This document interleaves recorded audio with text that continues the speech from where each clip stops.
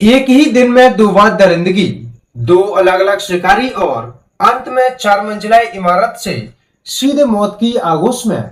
उड़ीसा के जगतपुरी में एक 23 साल की मासूम लड़की के साथ जो हुआ उसे सुनकर पत्थर दिल इंसान की भी रूह कांप जाएगी। जिस प्रेमी के भरोसे वो घर से शादी के लिए निकली, उसी ने उसे बीच राह में लूटा हुआ छोड़ दिया, और जिस अजनबी ने मदद का हाथ बढ़ाया वो तो साक्षात काल निकला। आखिर एक ही दिन में उस लड़की की किस्मत ने इतनी भयानक करवट कैसे ली? देखिए राक्षसों के बच्चक बनने की यह खौफनाक दास्तां।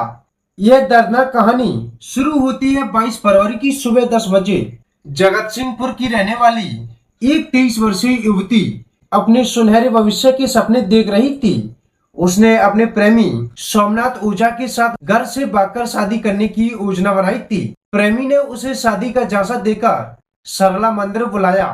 युवती मंदिर पहुंची इस उम्मीद में कि आज से उसकी नई जिंदगी शुरू होगी, लेकिन उसे क्या पता था कि सोमनाथ के इरादे कुछ और ही थे। शादी के पवित्र मंडप की बजाय आरोपी सोमनाथ उसे एक सुनसान जगह पर ले गया, जहां उसने उसके साथ दुष्कर्म किया। अपनी आवाज मिटाने के बाद उस पत्थर दिल प्रेमी ने उसे रेमा बस स्टैंड पर लावारिस और परेशान हालत में छोड़ दिया और खुद फरार हो गया। बस स्टैंड पर अकेली खड़ी युवती डरी हुई और सहमी हुई थी। तभी उसकी मुलाकात झारखंड के धनबाद के रहने वाले शिवम कुमार सिंह से हुई। शिवम ने मदद की पेशकश की और भरोसा दिलाया था कि वह उसे सुरक्षित जगह पहुंचा देगा। टूटी हुई और डरी हुई युवती ने उस अजनबी पर भरोसा कर लिया। शिवम उसे अपनी बाइक पर बिठाकर पारादीप स्थित अपने किराए के मकान पर ले गया, लेकिन वहां पहुंचते ही शिवम का असली चेहरा सामने आ गया। उसने युवती को 4 मंजिला इमारत की छत पर ले जाकर उसके साथ फिर से दुष्कर्म किया। जब युवती ने विरोध किया या शायद शिवम को पकड़े जाने का डर सताने लगा, तो उसने सबूत मिटाने के लिए उसे 4 मंजिला छत से नीचे फेंक दिया। युवती की मौके पर ही दर्दनाक मौत हो गई। इधर 22 फरवरी की रात जब युवती घर नहीं लौटी तो घर वाले परेशान हो गए। 23 फरवरी को भाई ने तिरतौल पुलिस स्टेशन में गुमशुदगी की रिपोर्ट दर्ज कराई। उसी दिन पुलिस को एक अज्ञात युवती का शव बरामद हुआ। शुरुआत में पुलिस ने इसे अस्वाभाविक मृत्यु माना, लेकिन जब भाई ने 25 फरवरी को पारादीप मॉडल पुलिस स्टेशन में लिखित शिकायत दर्ज की और अपनी बहन के साथ गलत होने की आशंका जताई, तब पुलिस महकमे में हड़कंप मच गया। एसपी अंकित कुमार वर्मा ने तुरंत विशेष टीमों का गठन किया और वैज्ञानिक साक्ष्य जुटाना शुरू किए।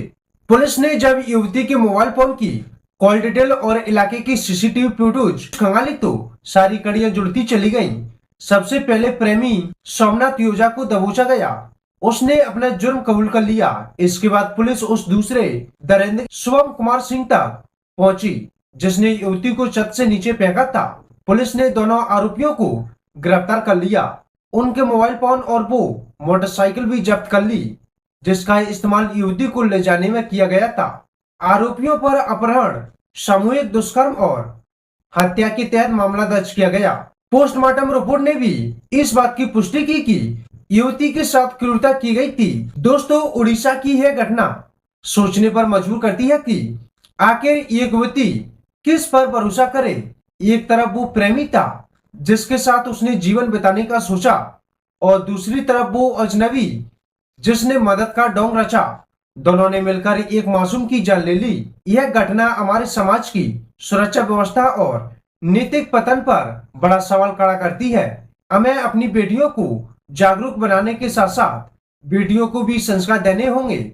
आपकी इस घटना पर क्या राय है? क्या ऐसे मामले में स्पीडी ट्रायल के जरिए तुरंत फांसी की सजा होनी चाहिए? कमेंट में अपनी आवाज उठाएं।